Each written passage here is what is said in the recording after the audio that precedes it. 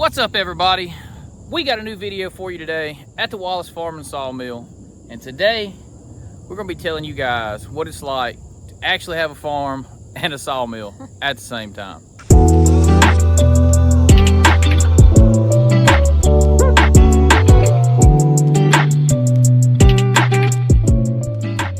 Brittany's checking the chickens out over there. We are going to go over here to the garden, and I want to show you guys some behind the scenes content in my head of like the reality of owning a farm and a sawmill. Because when you own both these things, there's a lot going on. And let me give you an example. All right, so the past week straight, maybe week and a half in northern Mississippi, it has done nothing but rain every day. So with rain and heat that we have in the summer, grass grows like crazy. It's a prolific grower, okay? And yes, some of these things could have been attended to right before the rain, and we're not getting into that. Things get behind. This is the reality. So we're behind on several things. One being grass, and because of the rain, we haven't been able to cut grass for a week and a half because it rains every day. Now, it's not currently raining, but if you look above me and you see those dark clouds, probably going to rain this afternoon. I don't think that's going to stop us from bush hogging though. As we step over here to the garden, we've actually managed to keep this garden pretty much weed free. I mean, the alleyway's wide open. The peas grew so massive here that they took up the whole, there's really wasn't no room for grass to grow with them. And we got some squash and zucchini going over here. Some cucumbers on that end, like a second batch for the year. But our corn played out. We picked everything out of there and it's done. And you can see that since that's happened, that the grass and all this has just started to engulf it, and it's starting to leach over here into the tomato patch. So you know what that means. It's time to bush hog the corn.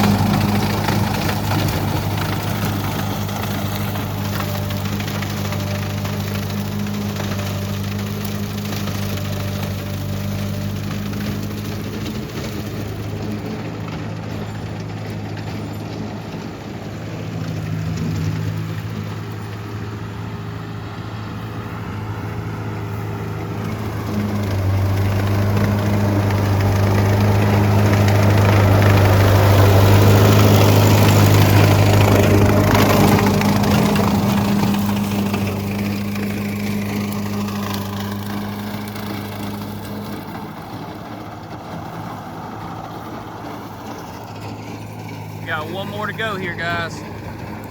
Then we'll be cleaned up on this old corn patch.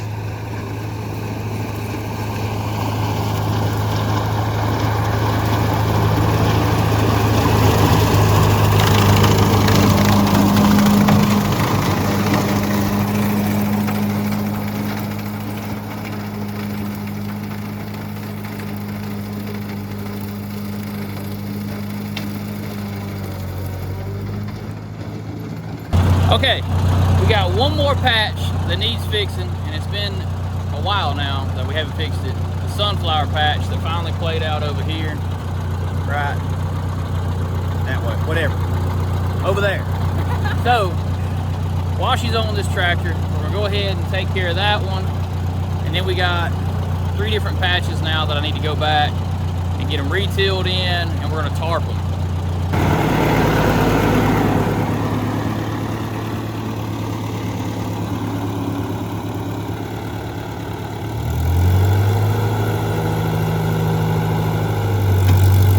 getting the hang of it. Uh-oh. You know what that sound means, don't you? We are out of gas. We better just kill that right there. It's going so good. And we need to go get a gallon of gas.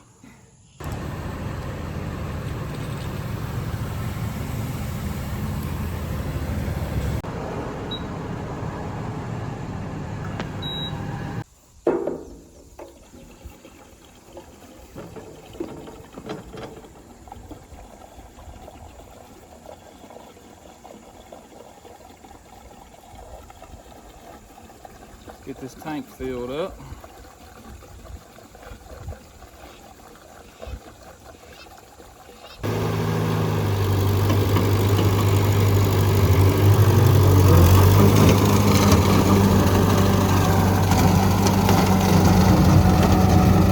About losing the tractor in that tall stuff.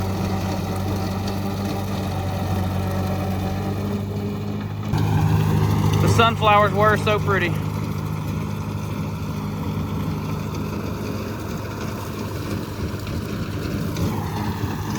Now they're gone.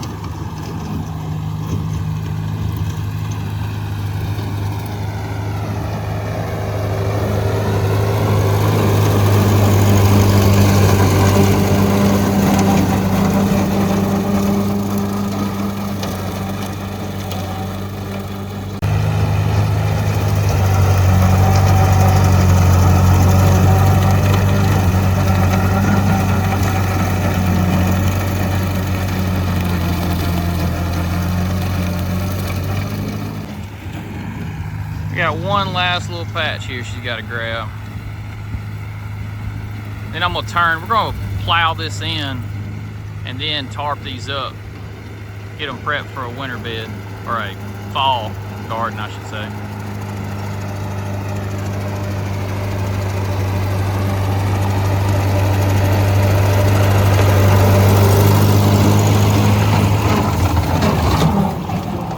What do you think about the Ford Jubilee now that you're starting to get a hang of it?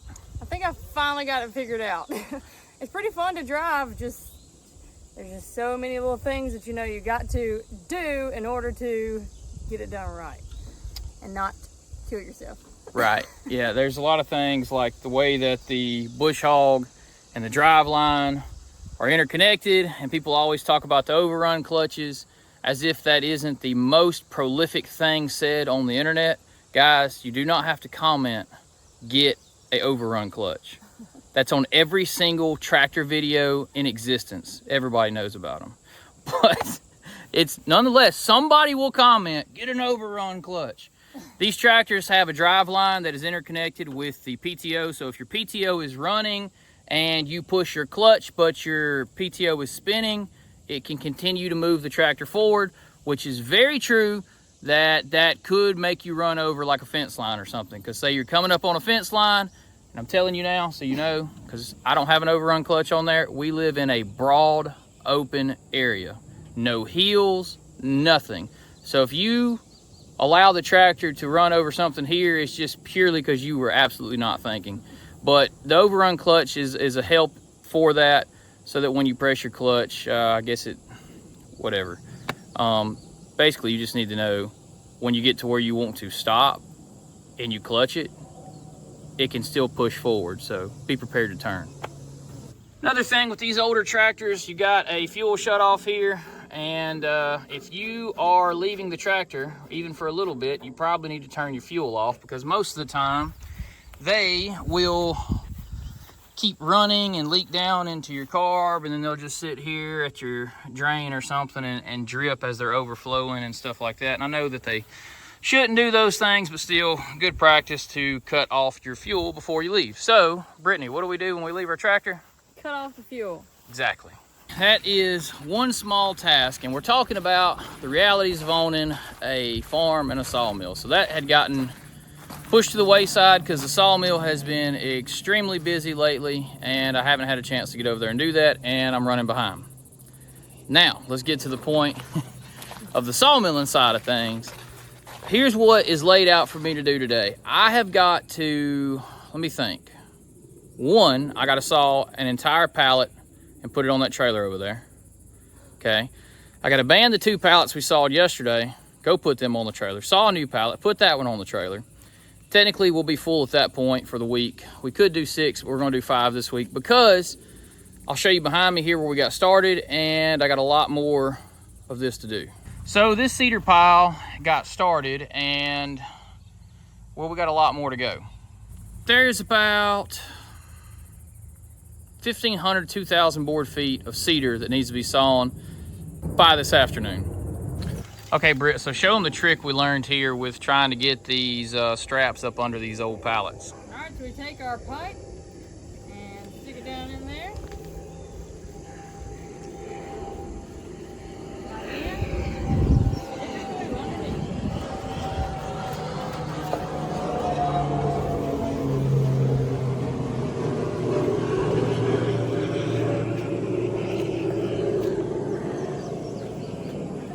Pull your pipe back out. And that way you're not fighting trying to push a limp noodle through a hallway there, right?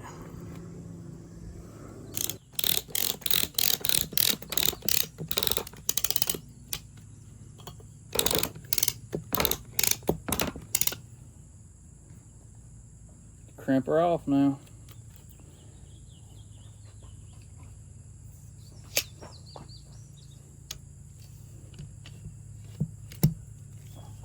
Side step over here where I can grab this thing.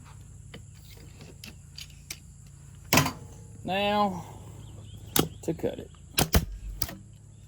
Nice.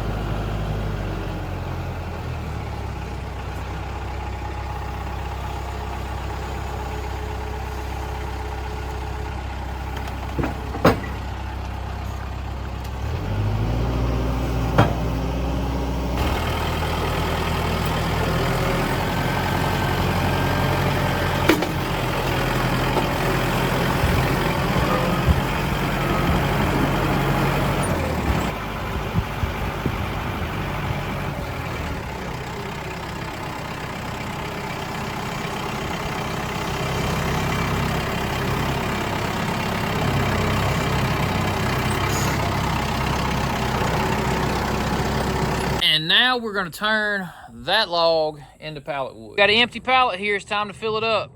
Aren't you excited, Britt? Oh yeah, I can't wait.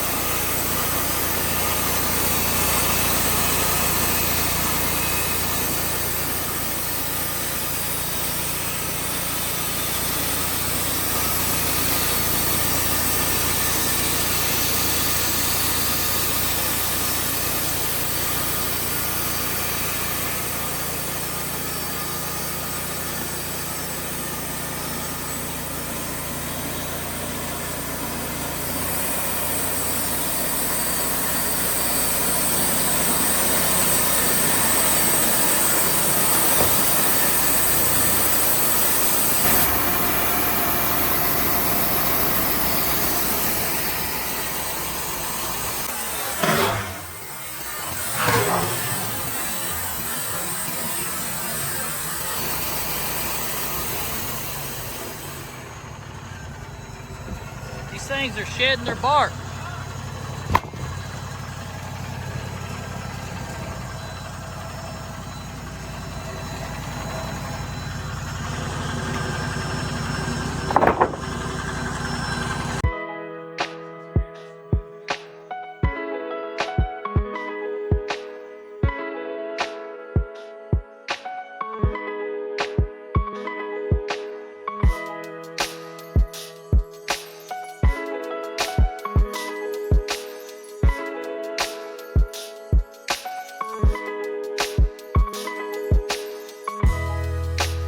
As we take a break in your regularly scheduled programming, we will now be having a little talk. I had a thought, you know, when you got your earmuffs on and you're sawing away, You're sitting there thinking. you're sitting there thinking, right?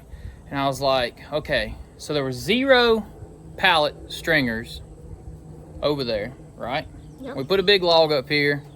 It was a standing dead pine. If you're wondering why we're cutting a big pine into pallet wood, 1, because we can. 2, it was standing dead. It's not as quality as you would think, but I mean, it is good timber. But anyway, big log into small 2x4s. So here's the question. This is the point of the intermission. Let's get to the point. How many do you think this one single log makes? I want you to go in the comments below, and I want you to tell us how many. Keep in mind, if you think, for example, that log would yield 50 1.5 by 3.5 2x4s, then you would multiply that by 3, because we are cutting it into 3 intervals. We're getting 3 40-inch boards from each 10-foot section. So, for example, if you were to guess there's 50 total in there, you would say 150. Now, how many do you guess, Miss Brittany? You deal with this every day. I mean, you should be an expert. I think there This log. is. And we're going to do the edgings. There's 4 boards. edges too. 4 boards we got to run through the edger. Close to 250, I think. 250. Yeah. She says 250. You say? A normal pallet, like you seen us put on the truck earlier, 40-inch stringers is 327. She says 250. 272 total stringers is my guess. I feel like you sat over there and counted them. I didn't count anything. Let's see what we can make happen.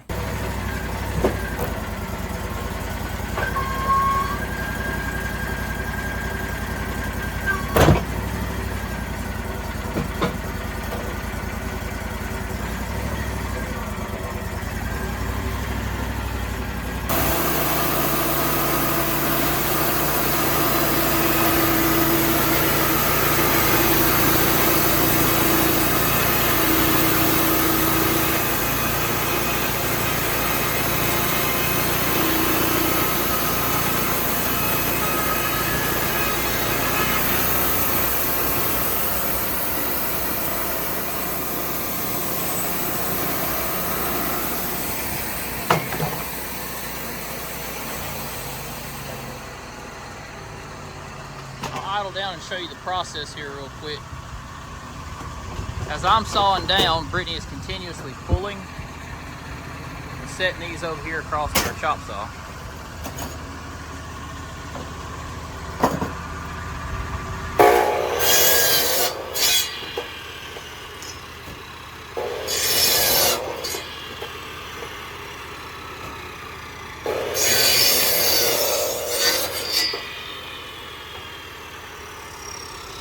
Then they go over here to the stack.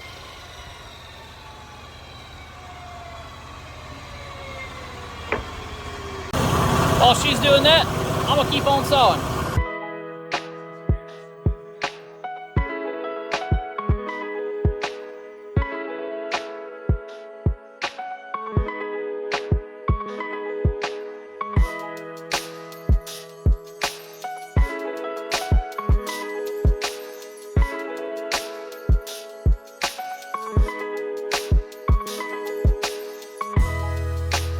Okay guys, we got 4 of the cants down and stacked. We got 3 cants to go. We got a problem. Do you know the problem? What's the problem? That saw blade dull. Uh-oh. So we're gonna go sharpen that saw blade, then we're gonna get back to it. Now, at this point, since we're a little over the halfway point, are you gonna be right or am I gonna be right? You know, I'm probably definitely going to be right. She thinks she's gonna be right. I'm still holding the 272 and you are holding 250. 250.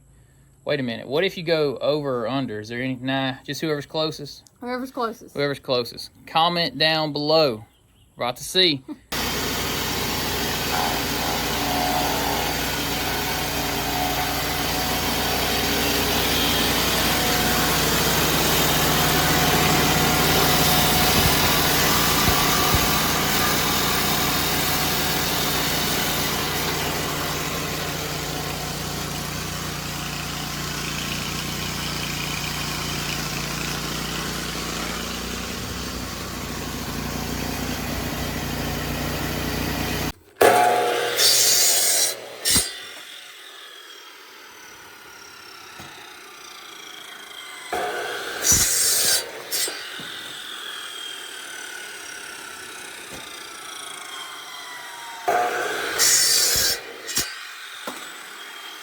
And I won. No!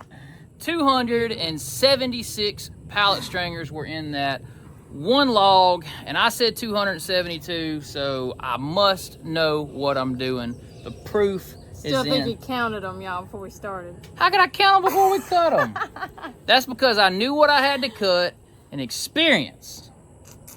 That was just a really nice log, too, though. So you guys want to know something like this? The whole point of the video here in the beginning when I started was what it's like owning a sawmill and a farm and getting behind on certain things and getting ahead on certain things. It's always something. You're always working, and It's a very busy job. we have to finish this pallet behind us. We're about 30 minutes from finishing that. No big deal on that. But here's the problem. We haven't even started that cedar yet, and it's after 1. So we got to saw for about the next 3 hours on cedar, which we won't get to that on the video because I got to go edit video and put that up too later this evening. So just a full day, lots of things to do.